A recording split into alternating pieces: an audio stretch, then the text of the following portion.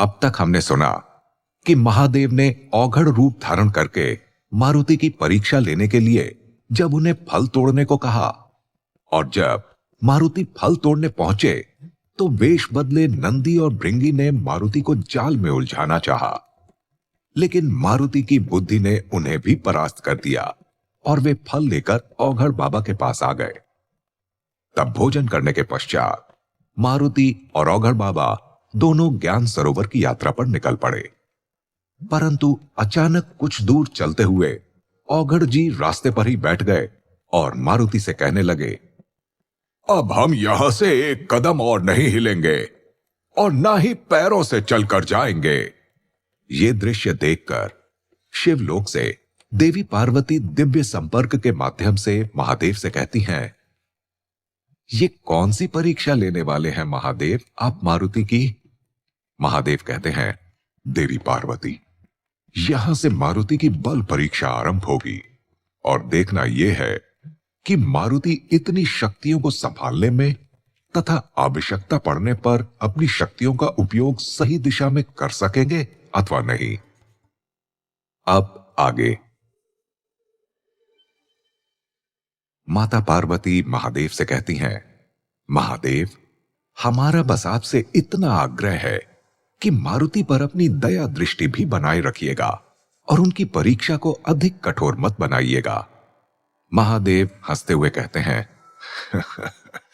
देवी पार्वती, आप पर मातृत्व हावी हो रहा है, इसलिए आप मारुति की ओर इतने वात्सल्य से देख रही हैं। परंतु आपको यह स्मरण होना चाहिए कि मारुति का जन्म कितने कठिन कार्यों को पूरा करने के लिए हुआ है, इसीलिए उनकी परीक्षा भी उतनी ही कठिन होगी, ताकि हमें पूर्ण विश्वास हो जाए कि मारुति आगे चलकर श्री हरि के सारे संकट हर सकें। इतने में मारुति अपने चंचल स्वर में कहते हैं, हे औघड़ बाबा, अब तो हमने आपको भोजन भी करवा दिया है, अब आप क्या चाहते हैं? क्या कारण है आपके यहां रुकने का? औघड़ बने महादेव डमरू बजाते हुए कहते हैं, बच्चा, हम फलाहार करने तथा जल पीने के पश्चात बहुत थक चुके हैं और हमारा मन एक भी कदम आगे चलने का नहीं हो रहा है।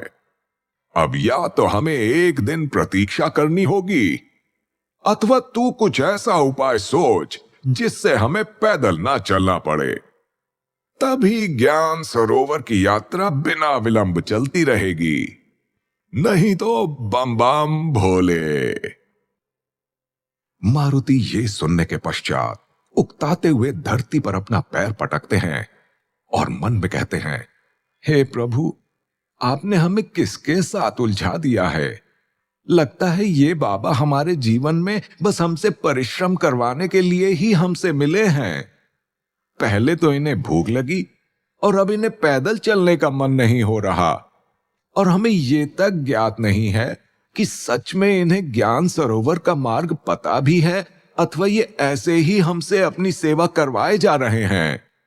हमारा बस चले तो हम इनका डमरू लेकर इनके माथे पर ही तांडव करना आरंभ कर दें। तभी औघड़ बाबा बोल पड़ते हैं, मूर्ख बालक, तू बार बार हमारे ज्ञान पर संदेह कर रहा है। ऐसा प्रतीत होता है कि तू स्वयं को हमसे अधिक ज्ञानी समझता है।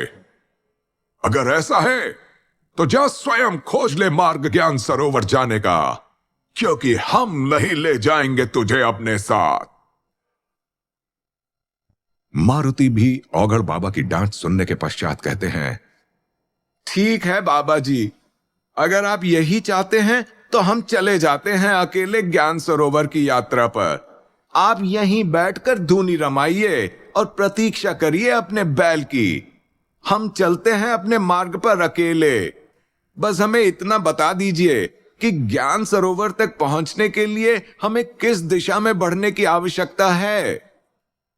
औघड़ बाबा कहते हैं, बच्चा, जिस प्रकार तूने हमारे ज्ञान और हमारी विद्या का अपमान किया है ना, जा उसी प्रकार तू अपनी बुद्धि से ज्ञान सरोवर का सही मार्ग पता कर और पहुंच जा। हम भी देखते हैं कि हमारी सहायता के बिना तू कैसे पहुंच पाता है अपने लक्ष्य तक। मारुति कहते हैं, क्षमा करें औघड़ बाबा, परंतु हमारी माताश्री कहती हैं कि अगर पूरी निष्ठा से किसी चीज को प्राप्त करने की इच्छा हो तो कोई भी लक्ष्य कठिन नहीं हो सकता। अतः हम भी अपने लक्ष्य को अवश्य प्राप्त कर लेंगे, और अनजाने में हमसे कोई भूल हो गई हो तो हमें क्षमा कर दीजिएगा बाबा, प्रणाम।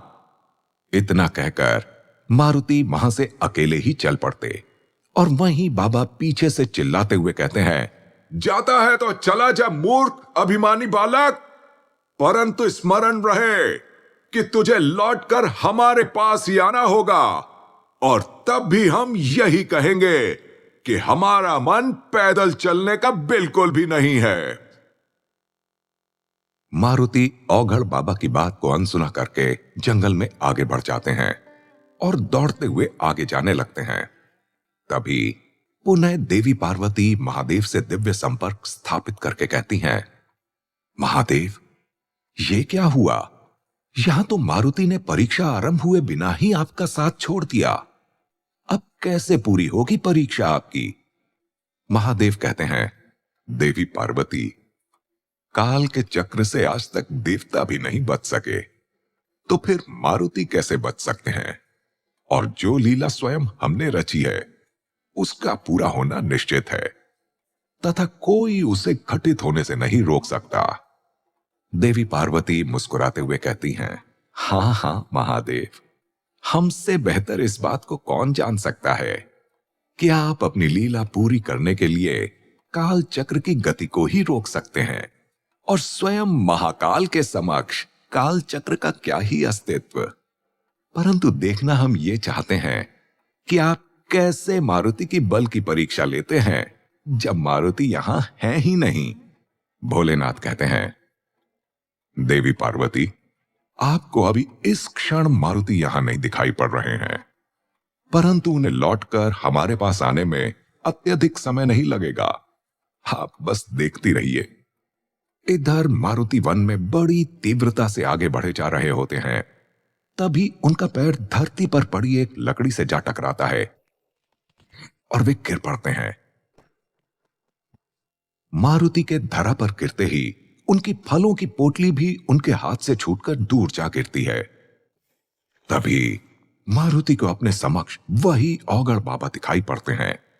मारुति को देखकर औघड़ बाबा कहते हैं, क्यों रे मूर्ख बालक, तू तो बड़े अभिमान के साथ अकेले ज्ञान सरोवर गया था ना, तो फिर यहां दोबारा कैसे आ गया? हमने कहा था ना कि तू लौटकर हमारे पास ही आएगा। बम बम भोले। इधर मारुति सोच में पड़े थे, उन्हें कुछ समझ नहीं आ रहा था, और वे मन में कहते हैं, इतनी देर से हम सीधे भागे चले जा रहे थे, परंतु हम पुनः इसी स्थान पर कैसे पहुंच गए? फिर मारुति औघड़ बाबा से पूछते हैं, बाबा, ये कैसी माया है? हम कितनी देर पहले यहां से निकले थे, परंतु अभी भी हम यहीं हैं। हमें तो समझ ही नहीं आ रहा कि ये वन मायावी है कि हम यहीं गोल घूम कर आए हैं वापस। औघड़ बाबा डमरू बजाते हुए कहते हैं, बम बम भोले। मूर्ख बालक, ये पूरा वन हमारे नियंत्रण में है। अगर कोई है जो इस वन का चप्पा चप्पा जानता है तो वो हम स्वयं हैं, और तुझे तेरे लक्ष्य पर हमारे सिवा कोई नहीं पहुंचा सकता। मारुति कहते हैं, बाबा, हमें तो लगता है आप किसी मायावी विद्या का प्रयोग हम पर कर रहे हैं, इसीलिए हम ज्ञान सरोवर का मार्ग नहीं खोज पा रहे हैं। परंतु आप ये भी जान लीजिए कि हमारा नाम भी मारुति है, और हमारे समक्ष बड़ी से बड़ी समस्या भी तुच्छ सी है। हम कोई ना कोई मार्ग अवश्य खोज लेंगे इस समस्या से बाहर निकलने के लिए। महादेव से माता पार्वती कहती हैं, हे भोलेनाथ, लगता है मारुति इतनी सरलता से पराजय स्वीकार करने वाले नहीं हैं। शिव जी माता पार्वती से कहते हैं, देवी पार्वती, मारुति का पराजय स्वीकार ना करने का स्वभाव उन्हें आगे होने वाली परीक्षा में सहायता करेगा। परंतु मारुति चाहे जितना भी प्रयत्न कर लें, वे हमारी परीक्षा से बचकर नहीं जा सकते। और फिर महादेव दोबारा वन में जाते हुए मारुति को रोककर कहते हैं, कहां जा रहा है मूर्ख? तू चाहे जितना भी प्रयास कर ले, चाहे जितने चक्कर लगा ले इस वन से बाहर निकलने का, लेकिन तू हर बार यहीं पहुंचेगा। और जिसे तू मायावी शक्ति कह रहा है, वास्तव में वही सत्य है। शेष जो भी तूने इस वन में देखा, वो सब माया है। वो जो पेड़ की रक्षा करने वाले दरबान थे वे भी, और जो पेड़ तूने देखे वो भी। रास्ते में जितने जीव जंतु, जलाशय, जितने भी दृश्य तूने देखे, वो सब माया है। और तू माया में इतना अधिक उलझ गया है कि तुझे इतना भी ध्यान नहीं है कि ज्ञान सरोवर के नाम में ही ज्ञान है, और बिना ज्ञान चक्षु खोले ज्ञान सरोवर जाना असंभव है। मारुति झुंझलाते हुए कहते हैं, हे औघड़ बाबा, हमें आपकी कही बात का एक शब्द भी समझ नहीं आया, परंतु हम आपसे हाथ जोड़कर विनती करते हैं कि आप ज्ञान सरोवर तक पहुंचने में हमारी सहायता करें। औघड़ बाबा कहते हैं, बच्चा, हमने पहले भी कहा था और अब भी यही कह रहे हैं कि हम चलकर कहीं नहीं जाने वाले हैं। मारुति अपने माथे पर हाथ मारते हुए कहते हैं, हे प्रभु, इन बाबा ने तो रट लगा रखी है पैदल ना चलने की। आगे मारुति औघड़ बाबा की ओर देखकर कहते हैं, तो बाबा ये बताइए कि इस समस्या का निवारण हम कैसे करें? क्या आपको हम स्वयं अपने कंधे पर उठाकर ले चलें? महादेव हंसते हुए कहते हैं, बालक, ये तेरी समस्या है कि तू क्या करेगा और क्या नहीं, परंतु हम तुझे इतना बता सकते हैं कि इस स्थान से उत्तर की ओर 1 कोस नाक की सीध में चलने पर एक बैलगाड़ी रखी होगी, परंतु उसमें बैल नहीं है। अगर तू वो बैलगाड़ी ले आए तो हमें पैदल भी नहीं चलना होगा और तेरा काम भी हो जाएगा। बाकी तेरे मस्तक में कोई और उपाय हो तो वो लगाकर देख ले। तब तक हम यहीं बैठे हैं। बम बम भोले। मारुति औघड़ बाबा का सुझाव सुनकर कहते हैं, बाबा, क्या आप हमें बैल समझते हैं? हम इतनी छोटी आयु में बैलगाड़ी कैसे खींच सकते हैं भला? औघड़ बाबा पुनः बोले, बच्चा, वो तो तेरी समस्या है। हमने तुझे बस एक मार्ग बताया है। अब तू कौन सा मार्ग चुनता है वो तेरे ऊपर निर्भर करता है। मारुति कुछ सोचते हैं और फिर मन में कहते हैं, चलो मारुति, बैलगाड़ी लेने ही चलते हैं। नहीं तो इन औघड़ बाबा की शक्तियों का क्या भरोसा कि हम किसी और मार्ग पर निकले और यहीं चक्कर लगाते रह जाएं। ऐसा कहकर मारुति उस स्थान से उत्तर दिशा की ओर बढ़ चले। मारुति के वहां से जाने पर माता पार्वती से रहा ना गया और वे सीधे शिवलोक से औघड़ रूप धारण किए भोलेनाथ के पास जा पहुंची और कहने लगी, महादेव, ऐसी कठिन परीक्षा लेने की क्या आवश्यकता थी आपको? अब भला मारुति इतनी कम आयु में 2 बैलों की शक्ति से खींचे जाने वाली बैलगाड़ी को अकेले कैसे ले आएंगे? महादेव हंसते हुए कहते हैं, देवी पार्वती, यही तो परीक्षा है मारुति की कि वे अपनी क्षमता से बड़ी समस्या से कैसे निपटते हैं तथा अपनी असीम शक्ति का उपयोग कैसे करते हैं। माता पार्वती पुनः भोलेनाथ से प्रश्न करती हैं, महादेव, वो तो ठीक है, परंतु आपने मारुति का कद देखा है? बैलगाड़ी में बड़े बड़े बैल बंधे होते हैं, उसे नन्हे से मारुति अकेले कैसे ला सकते हैं? वहीं माता पार्वती तथा भगवान शिव की बातों के बीच मारुति पहुंच गए बैलगाड़ी के निकट और उन्होंने देखा कि सच में उस बैलगाड़ी के आसपास कोई बैल नहीं है और उसके पहिए कीचड़ में धंसे हैं। यह देखकर मारुति स्वयं से कहते हैं, हे ईश्वर, औघड़ बाबा ने तो यह बताया ही नहीं था कि बैलगाड़ी कीचड़ में धंसी होगी। मारुति ने जब बैलगाड़ी को कीचड़ में देखा तो अपना माथा पकड़कर बैठ गए और सोचने लगे, औघड़ बाबा ने तो बड़ी समस्या में डाल दिया हमें। इस बैलगाड़ी के पहिए आधे कीचड़ में हैं और इसे 2 बैल भी ना निकाल पाए।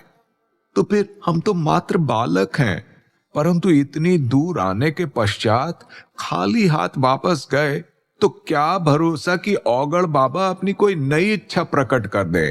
इसलिए हम पहले चलकर तालाब से जल पी लेते हैं, फिर इस बैलगाड़ी को कीचड़ से निकालने का कोई उपाय भी खोज लेंगे।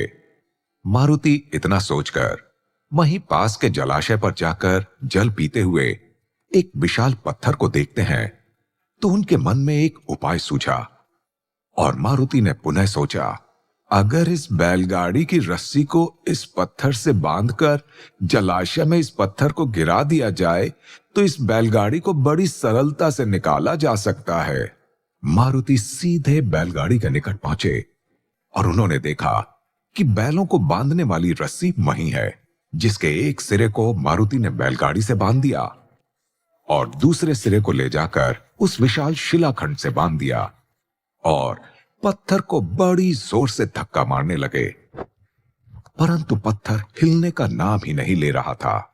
बहुत परिश्रम करने के पश्चात भी जब पत्थर अपनी जगह से टस से मस नहीं हुआ, तब मारुति थक कर वहीं बैठ गए और सोचने लगे, लगता है हमारा ये उपाय तो विफल हो गया।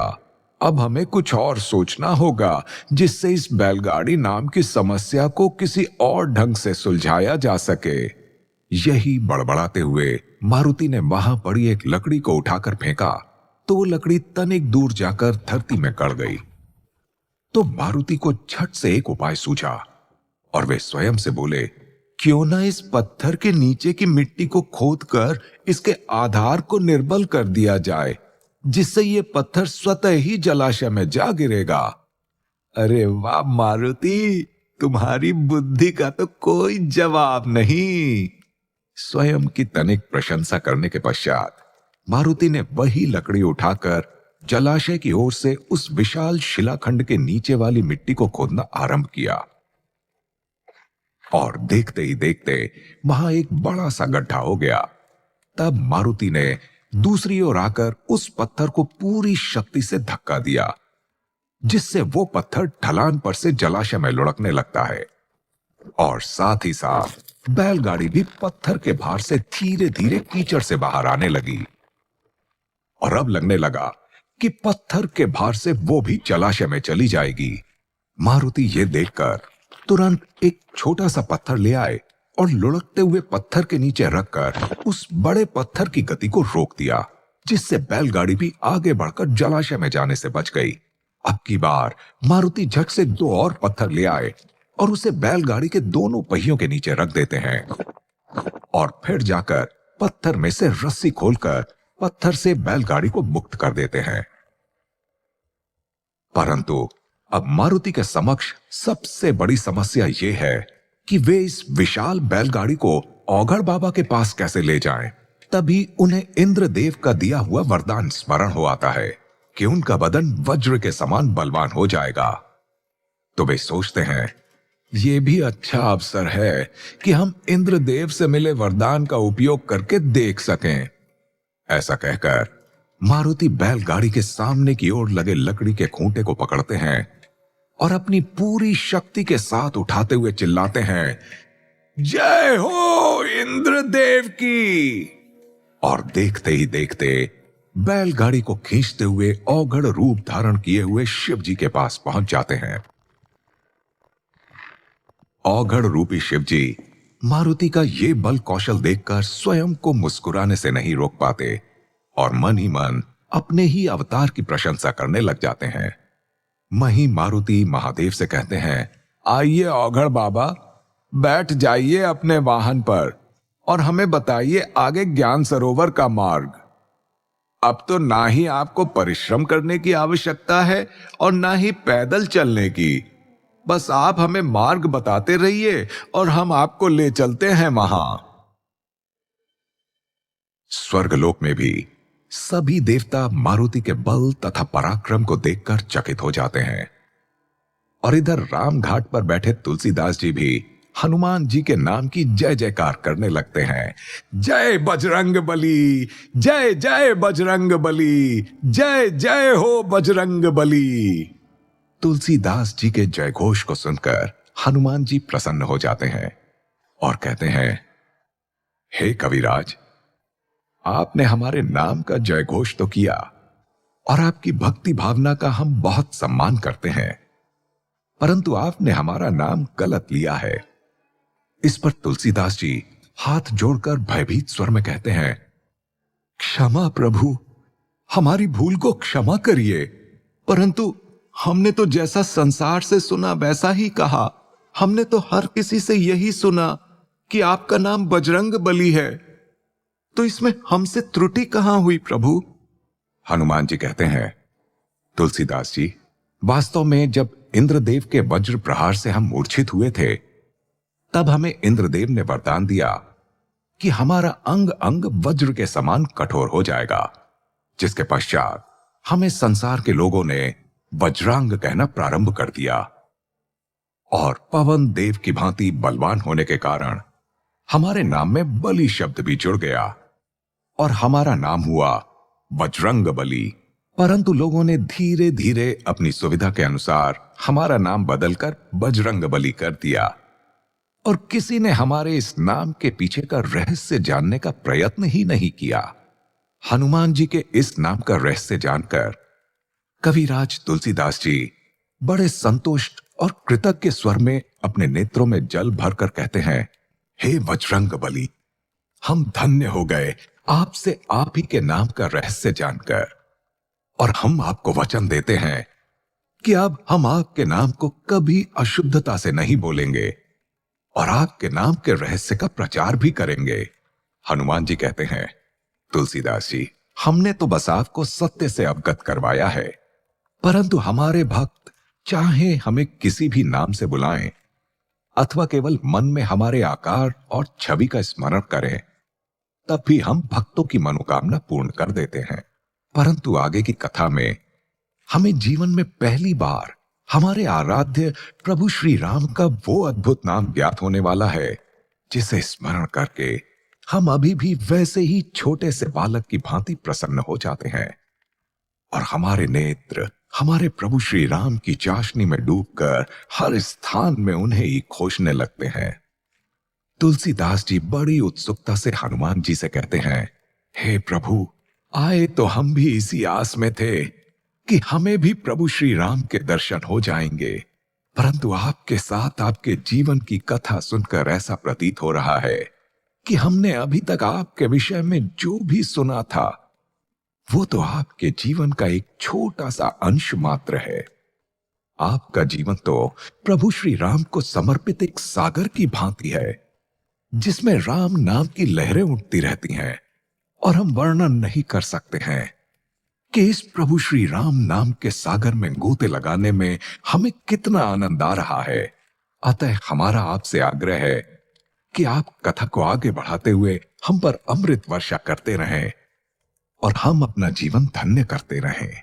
हनुमान जी कहते हैं, तो आइए कविराज, हम सुनाते हैं आगे की कथा कि कैसे हमने प्रभु श्री भोलेनाथ की सभी परीक्षाओं को पार किया और अंत में हमें ज्ञान सरोवर का रहस्य और हमारे आराध्य का नाम ज्ञात हुआ और क्या परिवर्तन हुआ हमारे जीवन में उसके पश्चात।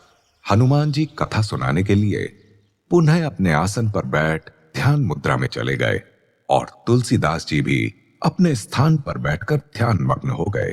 तत्पश्चात हनुमान जी कहते हैं, जब हमने औघड़ रूप धारण किए महादेव से बैलगाड़ी पर बैठने को कहा, तो औघड़ बाबा बोले, अरे ओ बच्चा, तूने तो चमत्कार कर दिया आज। जिस बैलगाड़ी को हम भी उस कीचड़ भरे स्थान से नहीं निकाल पाए, उसे तू इतनी शीघ्रता से निकाल लाया। अद्भुत। चल, अब चले सीधे तेरे गंतव्य स्थान की ओर। इतना कहकर महादेव बैठ जाते हैं बैलगाड़ी पर और मारुति चल पड़ते हैं गाड़ी को अपने नन्हे कंधों पर उठाकर। स्वर्गलोक से सभी देवी देवता ये दृश्य देख रहे होते हैं और विष्णु लोक में देवी लक्ष्मी प्रभु नारायण से कहती हैं, देख रहे हैं प्रभु, स्वयं महादेव कैसे अपना भार ढो रहे हैं, और कितना अद्भुत होगा वो दृश्य जब वे स्वयं के रुद्र अवतार को उनके आराध्य का नाम बताएंगे, और 2 रूपों में महादेव ही स्वयं प्रसन्न होकर अपने आराध्य को भेजेंगे। हम तो ये सोचकर ही आनंदित होते जा रहे हैं। वहीं शिवलोक से देवी पार्वती महादेव से कहती हैं, हे भोलेनाथ, नन्हे से मारुति का इतना परिश्रम हमसे देखा नहीं जा रहा है। अब ये परीक्षा समाप्त कर दीजिए। देखिए ना, बेचारे नन्हे नन्हे कंधों पर समस्त संसार का कल्याण करने वाले का भार उठाकर कैसे पसीने से भीग कर भी कुछ नहीं कह रहे हैं मारुति।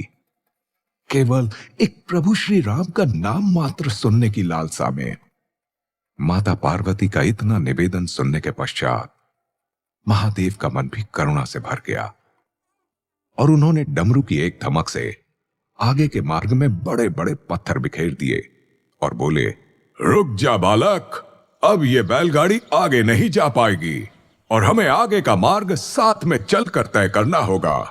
औघड़ बाबा की ध्वनि सुनकर मारुति रुक गए और बोले, परंतु बाबा, आपने तो स्वयं ये कहा था कि आप पैदल नहीं चलेंगे आगे के मार्ग में ज्ञान सरोवर पहुंचने तक।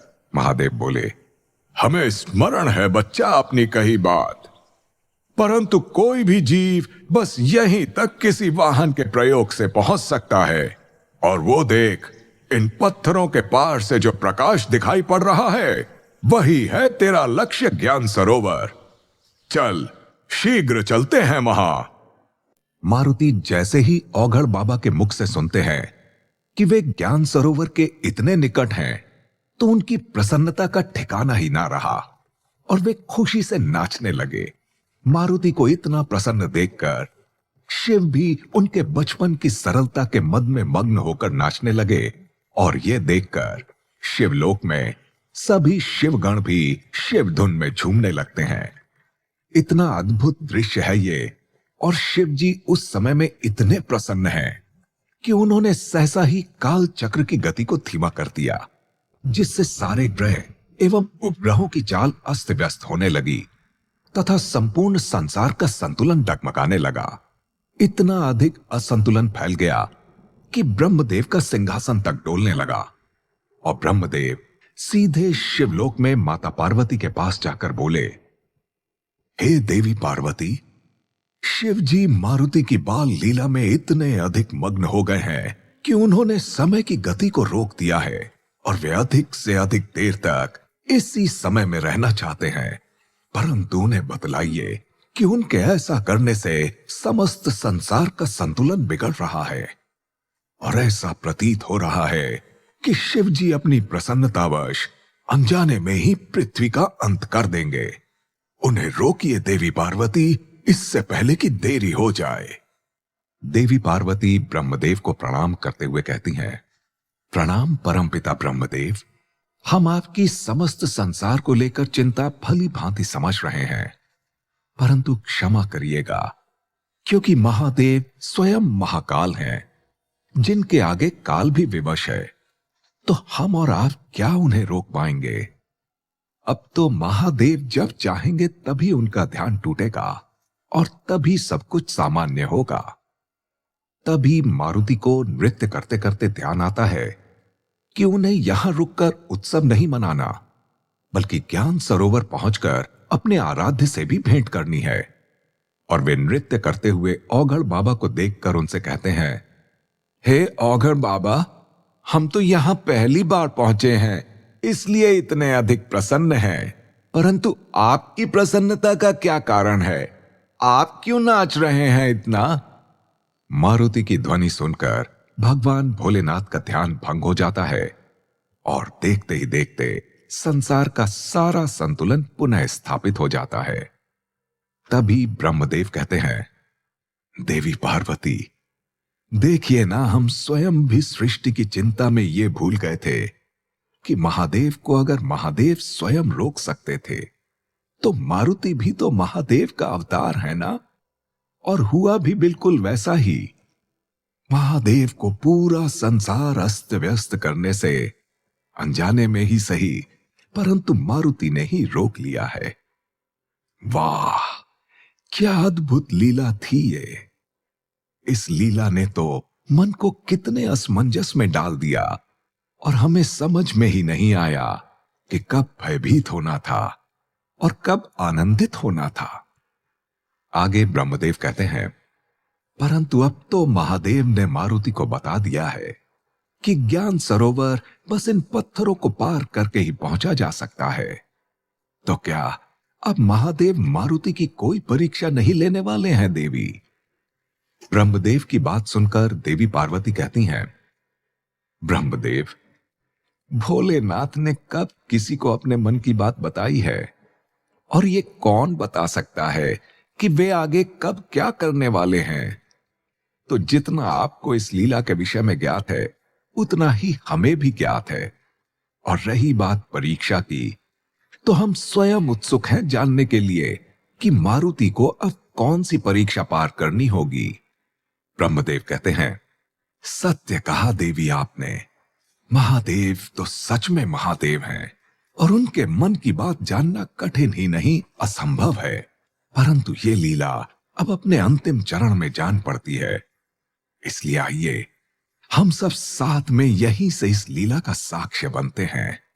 अंततः पहली बार मारुति को अपने आराध्य का नाम ज्ञात होने वाला है और हम सबको इस वैश्विक घटना का साक्षी बनने का पावन अवसर मिलने वाला है। वहीं धरती लोक पर उस वन में औघड़ वेश में शिव जी मारुति के टोकने पर ध्यान से बाहर आते हैं और मारुति से कहते हैं, बालक, तेरे प्रसन्न स्वभाव और मग्न नृत्य में स्वयं हम भी खो गए थे और अपने आप को रोक नहीं पाए, और तुझे देखते देखते हम भी अपने बचपन की स्मृतियों में डूब गए। खैर, चल हम अपनी यात्रा का अंतिम चरण पार करें और देखें तुझे तेरे आराध्य यहां मिलते हैं अथवा तेरे साथ किसी ने हंसी ठिठोली कर तुझे मूर्ख बनाकर झूठ मूठ में इतना परिश्रम करवा दिया। मारुति कहते हैं, नहीं नहीं बाबा, किसी ने हमसे हंसी ठिठोली नहीं की है और जिसने हमें ये बताया वो कोई हमारा मित्र नहीं है। हमें तो स्वयं मतंग ऋषि ने ज्ञान सरोवर जाकर अपने आराध्य को खोज करने का सुझाव दिया है। औघड़ बाबा कहते हैं, ठीक है बच्चा, अब यहां तक आ ही गए हैं तो चलकर देख भी लेते हैं कि तेरे महान मतंग ऋषि ने सत्य कहा है अथवा तुझे भ्रम में डालकर यहां भेजा है। इतना कहकर शिव जी और मारुति दोनों चल पड़ते हैं पत्थरों भरे मार्ग को पार करके ज्ञान सरोवर की दिशा में।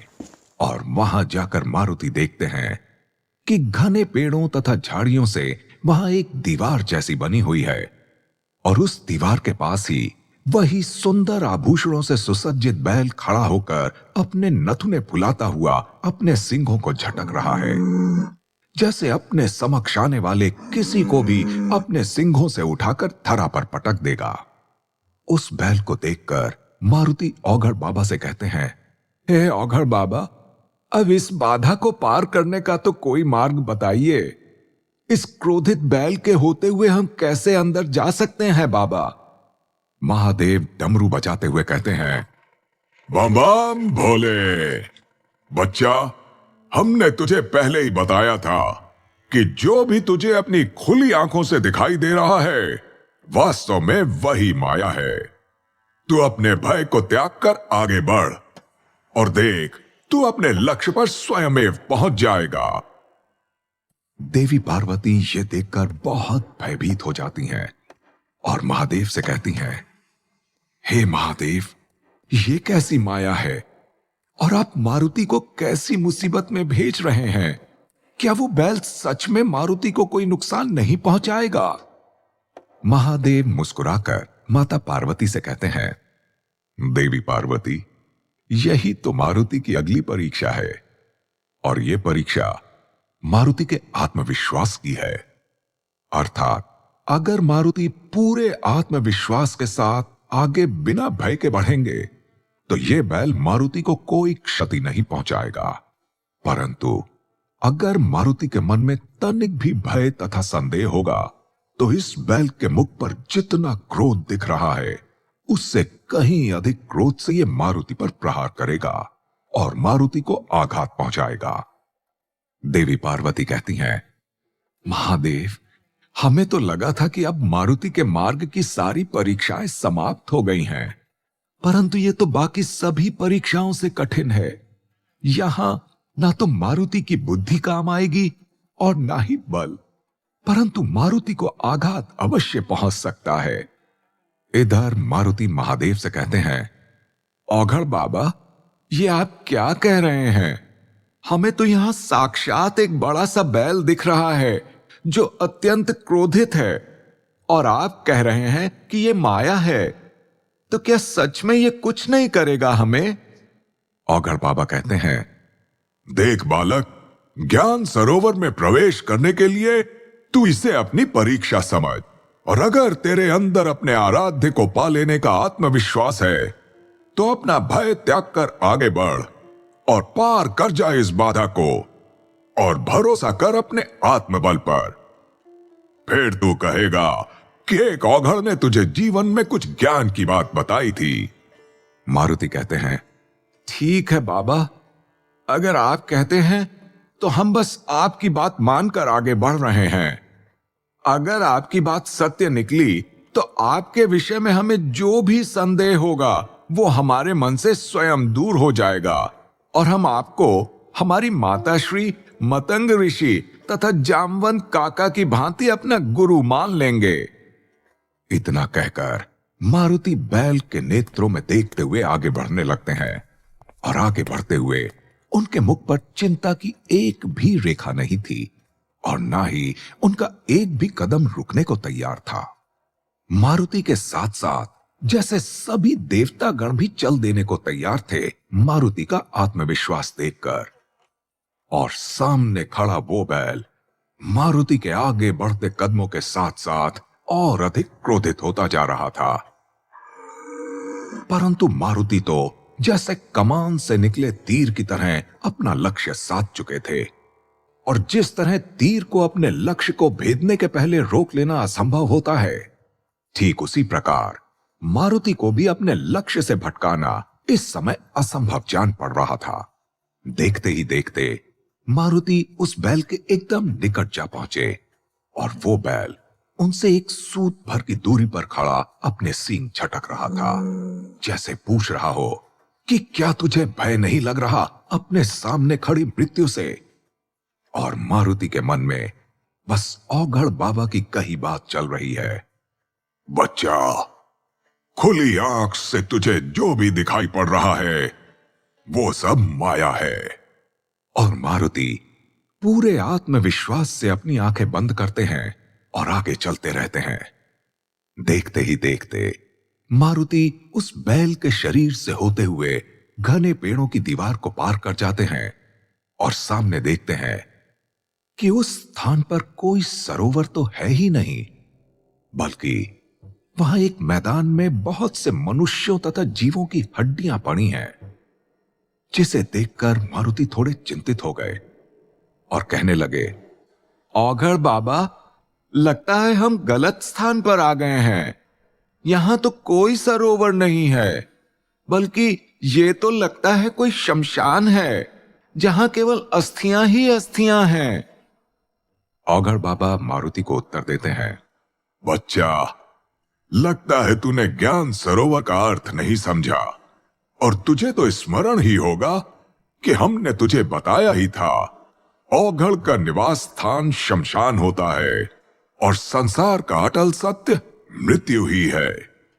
वास्तविकता में महादेव अपनी इस परीक्षा के माध्यम से मारुति के भीतर आत्मविश्वास एवं उनके भीतर छिपे दिव्य दृष्टि को उजागर करना चाहते हैं, जिसके फलस्वरूप मारुति न केवल आने वाले समय में धैर्यपूर्वक अपनी बाधा को पार कर पाएंगे, अपितु अपनी हर समस्या का निवारण भी स्वयं ही ढूंढ पाएंगे।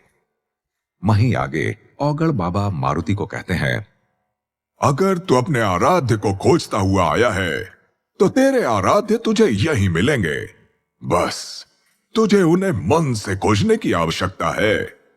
परंतु भूखे पेट मन को शांत करना सबसे कठिन कार्य है। इसलिए हमारा कहना मान और अपनी पोटली में रखे फलों में तू कुछ खा ले और कुछ हमें भी खिला दे। औघड़ बाबा की बात सुनकर मारुति कहते हैं, बाबा, ये फल हम अपने साथ अपने आराध्य को अर्पित करने लाए हैं, तो हम इन्हें कैसे खा सकते हैं?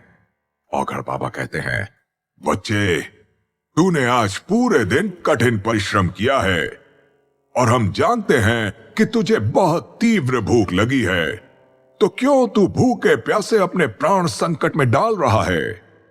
औघड़ बाबा ने जब मारुति से कहा कि दिन भर के परिश्रम के पश्चात उन्हें भूख तो अवश्य लगी होगी, तो वहीं मारुति ने मन में कुछ सोचा और कुछ देर शांत रहने के पश्चात उन्होंने कहा, औघड़ बाबा, निश्चय ही हमें भूख तो अवश्य बड़ी तीव्र लगी है, परंतु हमारी माताश्री ने हमें बताया है कि उपवास रहने का तो पहला नियम ही यह है कि अपनी भूख पर नियंत्रण किया जा सके।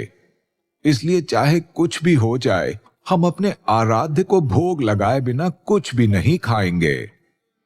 वहीं मारुति की माताश्री स्वयं अपने महल के मंदिर में दिव्य शिवलिंग के समक्ष बैठकर मारुति के लिए आराधना कर रही होती हैं। हे भोलेनाथ, शिव शंभु, हमारे मारुति जहां कहीं भी हो उनकी रक्षा करना, उनके मार्ग की हर बाधा को उनसे दूर रखना। महादेव वैसे तो औघड़ वेश में मारुति के साथ थे, परंतु वे देवी अंजनी की पुकार सुन लेते हैं तथा देवी अंजनी का पुत्र प्रेम देखकर उनका हृदय भी स्नेह से भर जाता है। वहीं मारुति की बात सुनकर महादेव मन ही मन स्वयं से कहते हैं, मारुति, धन्य है आपकी माताश्री, उन्होंने आपको उचित परवरिश प्रदान की है और आपको इतनी गहरी बात इतनी कम आयु में समझा दी और आपने इतने सरल भाव से इसे अपने जीवन में अपना लिया।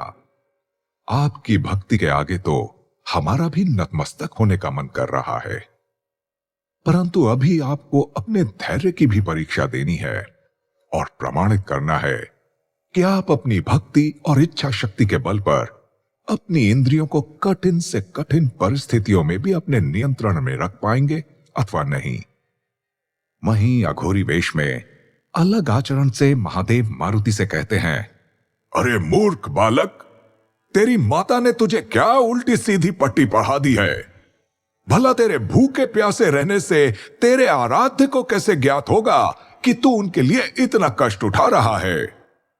मारुति तुरंत उत्तर देते हैं, वैसे ही औघड़ बाबा, जैसे भक्तराज ध्रुव की तपस्या से विष्णु भगवान को ज्ञात हो गया था और वे स्वयं चले आए थे, उसी प्रकार हमारे आराध्य भी अवश्य आएंगे। औघड़ बाबा डमरू बजाकर कहते हैं, बाबा भोले, अरे मूर्ख बालक, तू बहुत भोला है। तुझे इतना भी स्मरण नहीं कि जिस भक्तराज ध्रुव का तू हमें उदाहरण दे रहा है, उसे कम से कम अपने आराध्य का नाम तो ज्ञात था। क्या तुझे ज्ञात है अपने आराध्य का नाम? कैसे तपस्या करेगा तू उनकी? कैसे पुकारेगा उन्हें? भूख प्यास से तेरा मुख अभी से सूख गया है और तूने अभी अपनी आराधना आरंभ भी नहीं की है।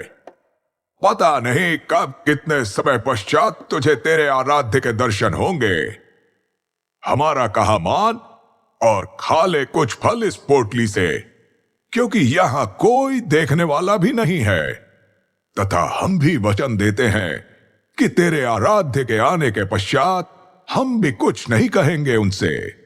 मारुति इठलाते हुए कहते हैं, औघड़ महाराज, आप जितना मूर्ख हमें समझ रहे हैं उतने मूर्ख हम हैं नहीं। मतलब मूर्ख तो हम हैं ही नहीं, और आप हमें मूर्ख बनाने की चेष्टा भी मत करिए। एक बात हमारी आप गांठ बांध लीजिए कि जब तक हम अपने आराध्य को पा नहीं लेते, तब तक हमारे मुख में भोजन के रूप में कुछ भी नहीं प्रवेश करेगा। महादेव और मारुति के चल रहे संवाद को देखकर माता पार्वती महादेव से दिव्य संपर्क स्थापित करके कहती हैं, महादेव, हमें तो लग रहा है कि जैसे जैसे मारुति की परीक्षा की कठिनता बढ़ रही है, वैसे वैसे आपके लिए भी मारुति को समझाना कठिन होता जा रहा है। देखिए, यहां तो मारुति आप पर ही भारी पड़ने लगे हैं।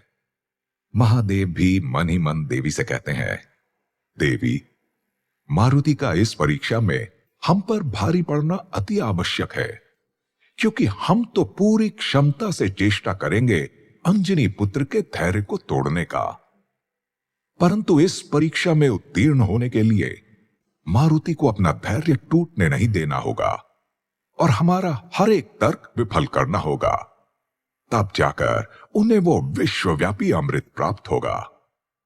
अगले ही क्षण महादेव मारुति से कहते हैं, बालक, तू मूर्ख के साथ साथ हठी भी है, इसलिए तो तेरे मस्तिष्क में हमारी कहीं कोई बात नहीं जा रही। तेरे आराध्य को अगर तुझसे मिलना होता तो वे तेरे यहां तक आकर भूख से प्राण त्यागने की प्रतीक्षा नहीं करते। ये देख, कितनी सारी अस्थियां पड़ी हैं यहां। ये सब निकले थे तेरी तरह किसी ना किसी वस्तु की खोज में, परंतु किसी को कुछ नहीं मिला और अंत में अपने प्राण त्याग कर सब के सब मृत्यु को प्राप्त हो गए।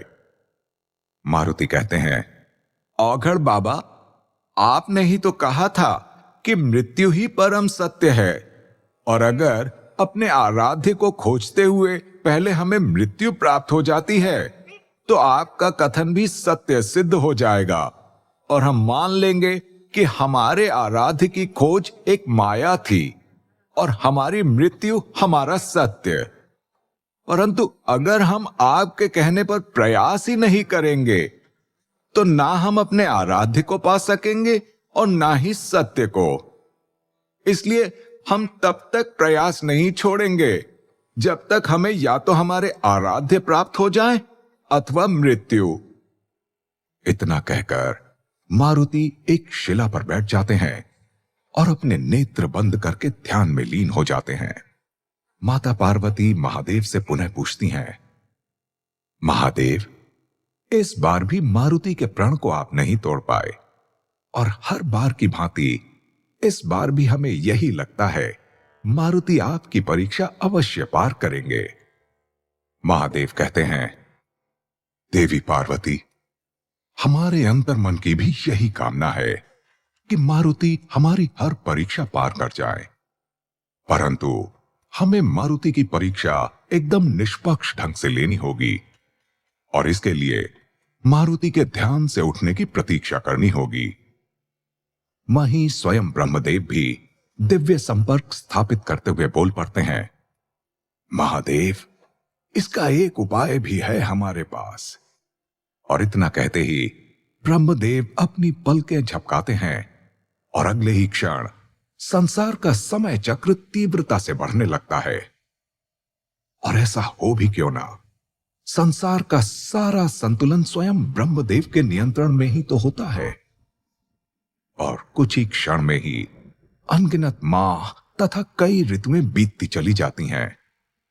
इधर ब्रह्मदेव का ये दिव्य चमत्कार देखकर सभी देवी देवता ब्रह्मदेव की जय जयकार करने लगते हैं, परंतु वहीं मारुति पर ब्रह्मदेव के दिव्य चमत्कार का कोई प्रभाव नहीं हुआ। यह दृश्य देखकर महादेव मारुति का ध्यान भंग करने तथा उनकी परीक्षा को और अधिक जटिल बनाने के उद्देश्य से सूर्यदेव से मारुति पर उनके ताप को और अधिक बढ़ाने का आग्रह करते हैं। सूर्यदेव महादेव को प्रणाम करते हुए कहते हैं, जो आज्ञा भोलेनाथ, आपकी आज्ञा सर्वोपरि है, हम ऐसा ही करेंगे। इसके पश्चात समस्त धरती अग्नि के समान तपने लगती है। बसंत ऋतु अचानक से तपती ग्रीष्म ऋतु में परिवर्तित हो जाती है। मारुति अपने ध्यान में होने के साथ साथ इस तपिश को अनुभव करने लगते हैं। ताप से उन्हें भीषण पसीना आने लगता है, प्यास से उनका कंठ सूखने लगता है, मगर उनका विश्वास अटल है। भूख से उनके पेट में ऐंठन होने लगती है, परंतु उनका आत्मविश्वास अब भी अटल है। माता पार्वती भगवान शिव को अपने दिव्य संपर्क से कहती हैं, महादेव, आप इतनी विषम परिस्थिति क्यों बना रहे हैं मारुति के लिए? क्या आप एक मां की आराधना भी नहीं सुनेंगे? क्या माता अंजनी की करुणा भरी पुकार भी द्रवित नहीं कर रही है आपको? वे आपसे मारुति की रक्षा करने को कह रही हैं और आप स्वयं उनके पुत्र एवं अपने ही अवतार के प्राण संकट में डाल रहे हैं। शिव जी माता पार्वती से कहते हैं, अगर मारुति ने अपनी ये समस्त बाधाएं पार नहीं की तो जिस उद्देश्य के लिए वो ये कठोर तप कर रहे हैं ये कभी पूर्ण नहीं होगा और उन्हें अपना मनचाहा मार्ग नहीं मिल पाएगा। हम ये परीक्षा मात्र मारुति के भले के लिए ही ले रहे हैं, जिससे उनका संकल्प और आत्मविश्वास दृढ़ हो सके। और मारुति स्वयं भी अपना हट भली भांति जानते हैं।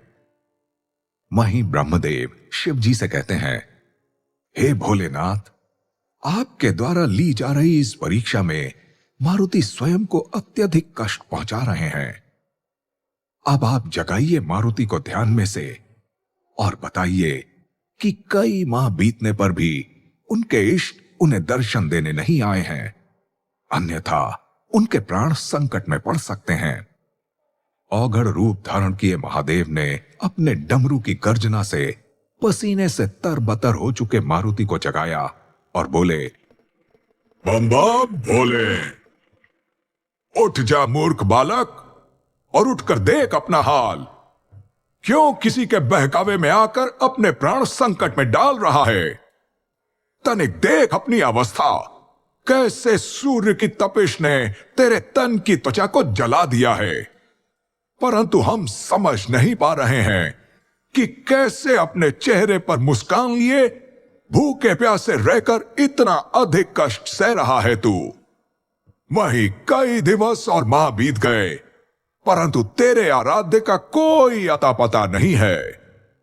मारुति ये सुनकर अपने नेत्र खोलते हुए मृदु मुस्कान के साथ आत्मविश्वास भरे स्वर में कहते हैं, बाबा, स्वयं आपने ही तो कहा था ये सब माया है। हमारा ये कष्ट केवल आपको दिख रहा है। हमारे लिए ये तो बस एक साधना है अपने आराध्य तक पहुंचने की, और हम जानते हैं कि इस प्रकरण में तनिक विलंब हो रहा है, परंतु हमें पूर्ण विश्वास है कि हमारे आराध्य अवश्य आएंगे। मारुति का ये उत्तर सुनकर स्वयं महादेव भी चकित रह जाते हैं और मृदु मुस्कान के साथ केवल मारुति का कोमल चेहरा निहारते रह जाते हैं। और आगे महादेव कहते हैं, एक क्षण को तो लगा कि तू अपने प्राण त्याग चुका है, इसलिए हमने तुझे ध्यान से जगाया। वो तो ईश्वर की कृपा है कि तू अभी तक जीवित है। अगर अब भी तूने कुछ नहीं खाया तो तू अवश्य मृत्यु को प्राप्त हो जाएगा। औघड़ बाबा की बात सुनकर मारुति झट से उत्तर देते हैं, बाबा, जैसे इतने माह हम बिना भोजन जल जीवित रह गए, वैसे आगे भी रह जाएंगे। आप हमारी चिंता ना करें। तभी औघड़ बाबा कहते हैं, अरे मूर्ख, तू क्या समझता है कि तू अपनी अंधविश्वास की भक्ति के बल पर प्रकृति के नियम को बदल सकता है? नहीं, कदापि नहीं। तू कुछ दिनों के लिए अपनी भूख प्यास को सह गया, लेकिन तू एक बात अवश्य समझ ले कि किसी भी जीव में श्वसन प्रक्रिया के निरंतर चलने के लिए भी जो ऊर्जा चाहिए, उसके लिए भी भोजन तथा जल की आवश्यकता होती है। तो तू आगे कैसे सहन करेगा इतना कष्ट? औघड़ बाबा के इतने बड़े तर्क का मारुति बड़ी सरलता से काट करते हुए कहते हैं, बस इतनी सी बात, इसका तो हमारे पास एकदम सरल उपाय है बाबा।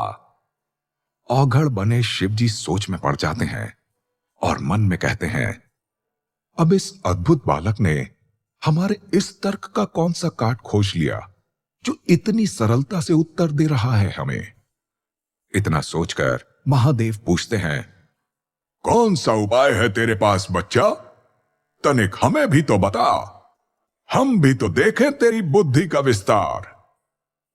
मारुति कहते हैं, औघड़ बाबा, अगर हमारे श्वास लेने में ऊर्जा लगती है और उस ऊर्जा को बनाने के लिए हमें भोजन की आवश्यकता होगी, तो फिर हम श्वास लेना ही बंद कर देंगे और तब तक श्वास नहीं लेंगे जब तक हमारे आराध्य के विषय में हमें ज्ञात नहीं हो जाता अथवा वे स्वयं हमें दर्शन नहीं देते। इतना कहकर मारुति पुनः अपने उसी आसन पर बैठ जाते हैं और एक लंबी सांस भरना प्रारंभ करते हैं। परंतु मारुति इस बात से अनभिज्ञ थे कि पवन देव का अंश होने के कारण वे अनजाने में समस्त ब्रह्मांड की प्राणवायु खींचने लगे हैं।